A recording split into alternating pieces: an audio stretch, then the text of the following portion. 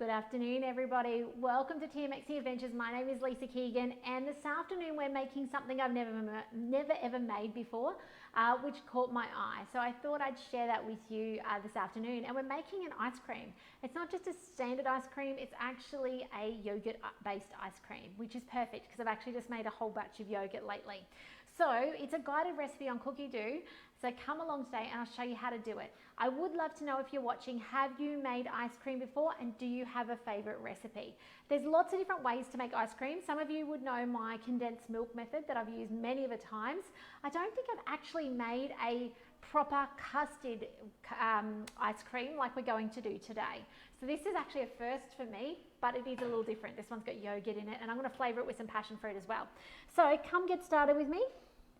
And it says, if you want to put some flavouring in, go see your tips. All right, that's the first step.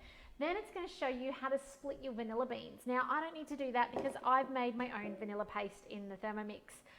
Give that a go, or go search and check out my recipes for making vanilla paste. There are some there. Hey Carissa, lovely to have you on this afternoon. But there's a little video there to show you how to split it. I've just got vanilla on my hand, yum. All right, now it says to place the vanilla pods and seeds into the machine. That equals about a teaspoon, I reckon. Although I'm not too worried about that today, because I am going to add some passion fruit curd in, which will take the flavour for me. Okay, 400 grams of full cream milk. In this goes. Watch, oh, your scales are there. I was going to say, watch out for the scales. They're there. 400 grams. And this goes. So I understand that ice cream is actually traditionally made with like a custard, but it's a yolk custard. So it's not a custard that we would normally make on our auto function where it's got the whole egg. It's actually just the yolk. So it has that richness to it. Okay, some white sugar. We're going to do 150 grams of white sugar. I'm using monk fruit sweetener. I've never done it before. Today's a good time to try it with you guys. What I mean is I've never done monk fruit sweetener before. Hey Chris, lovely to have you on. I reckon 100 grams is enough. Let's not go too crazy with that, especially when we don't tend to eat ice cream around here. However, we now have a waffle maker to make waffle cones. So proud of myself. I actually wasn't going to show you this, but I'll show you anyway. And I might do a live on it, maybe over the weekend. But we made our own waffle cones. How cool is that? One is my very first one, has a little bit of a peculiar shape to it. It's a bit of a flattened waffle cone. I have ordered on eBay a shaper, so that'll be awesome when that arrives. But that's why I thought, you know what, let's get some yogurt ice cream into the freezer, wrong thing. Anyway, there's the sugar. 4 egg yolks, here they go. In they go. 1 pinch of salt, optional. I don't have the salt on the bench, so I'll just skip that. Now what I do also need to add, that I've not done yet, is I actually need to add 250 grams, and I'm using passion fruit pulp. Well, actually it's not the pulp, it's the juice. So to juice your own passion fruit, cook it up at 100 degrees for 4 minutes, and then 1 minute reverse speed 4 will then actually knock all the little pips out of it, and then you can strain it through your simmering basket. If you need the instructions on that, let me know. If you want to know how to strain the pips out of your passion fruit, okay? 250 grams of that, in that goes. We've been gradually using this in different things, although I think we've got some more now to actually do it again with, kind of thing. So, nearly done. We're going to close that off. Insert the measuring cup in the mixing bowl lid, and now it cooks for 8 minutes. Now, at the end of the 8-minute cook time, we add some yogurt to it. We don't use all the yogurt. So in this recipe, it's a yogurt-based one. I've got a beautiful yogurt here that I've made. Doesn't that look perfect?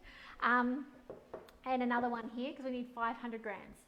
Now, at the end of the cook time, so I don't lead you astray, because obviously I don't want you to hang around with 8 minutes for me. So let's just check out the end of this.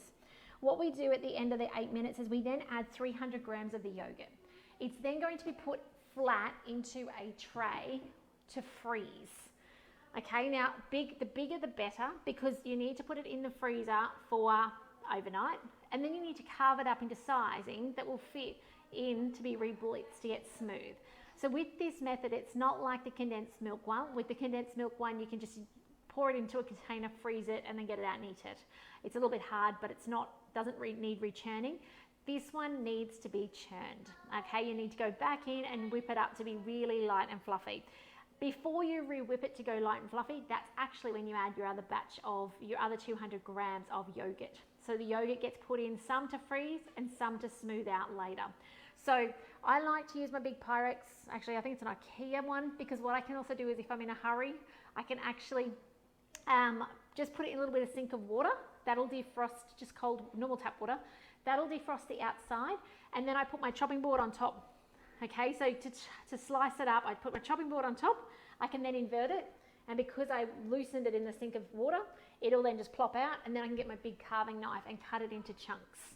Might come live tomorrow if I get a chance and show you that process. We'll see what tomorrow morning is like with the tribe.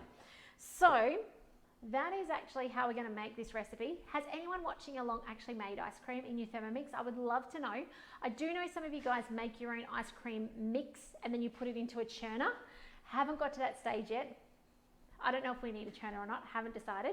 I can see that question there, what waffle maker did I buy? I actually found one on a local buy, sell, swap page, and it's actually an Italian biscuit maker, would you believe? I'll show you it either over the weekend or next week. I'll put it on the to-do list.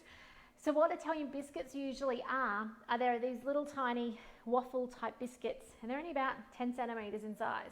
But on the maker, it's actually got 3 of them. So I've got, I don't know if you guys noticed when I shared the picture the other day in my stories, but they've got cool little designs on them. So there's like a little snowflake looking one. There's the ordinary kind of shapy one. It's probably a bit hard to show. Hang on. Let's see if I can put you in front of this camera. Oh no, that's terrible. You'll just have to wait until I do that one.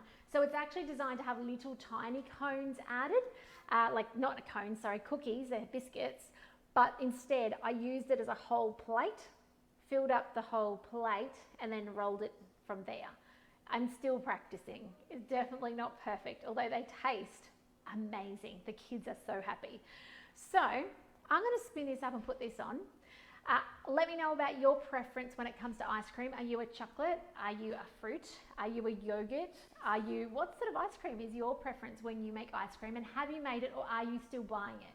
Because I would love to inspire you to make it in your Thermomix so that it's one less thing on your shopping list and one more thing that you can claim as your own because you made it in the Thermomix.